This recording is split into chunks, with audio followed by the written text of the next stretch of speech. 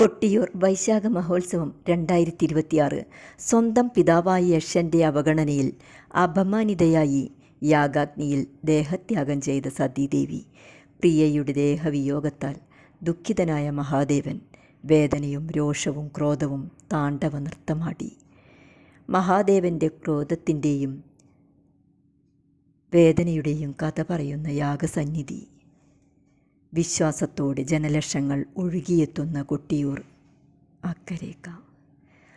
ആലിൻ മേൽ കല്ലുകൾ അട്ടിയട്ടി വയ്ക്കുന്നതും പുഴയിലെ കല്ലിൽ കല്ലുരച്ച് ചന്ദനമാക്കി തൊടുന്നതും വിശ്വാസത്തിൻ്റെ നേർക്കാഴ്ചകൾ. വിശ്വാസത്തോടെയുള്ള പ്രാർത്ഥന നിന്നെ സുഖപ്പെടുത്തുമെന്ന വചനം എവിടെയും ചേരും. ദക്ഷൻ്റെ അഹങ്കാരം ചാരമായ യാഗഭൂമി. ലൗകികത ആത്മീയതയിലേക്കുള്ള യാത്ര അക്കരെ കൊട്ടിയൂരിലേക്കുള്ള ബാവലിപ്പുഴ കടക്കുമ്പോൾ അനുഭവമാകുന്നു. ഓടപ്പൂക്കൾ ഐശ്വര്യത്തിൻ്റെ പ്രതീകം. പ്രധാന വാതിലിന് മുന്നിലായി ഇത് സ്ഥാപിക്കുന്നത് ഐശ്വര്യദായകമത്രേ. കൊട്ടിയൂർ കാഴ്ചകളിലേക്ക് പോകാം.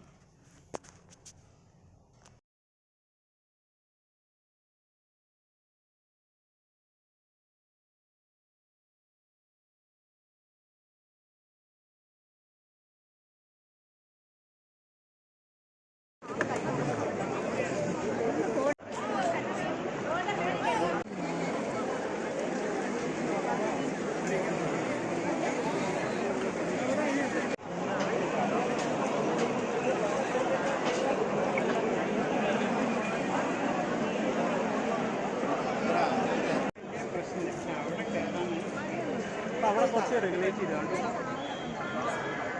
ഇങ്ങനെ കയറുന്നവർ.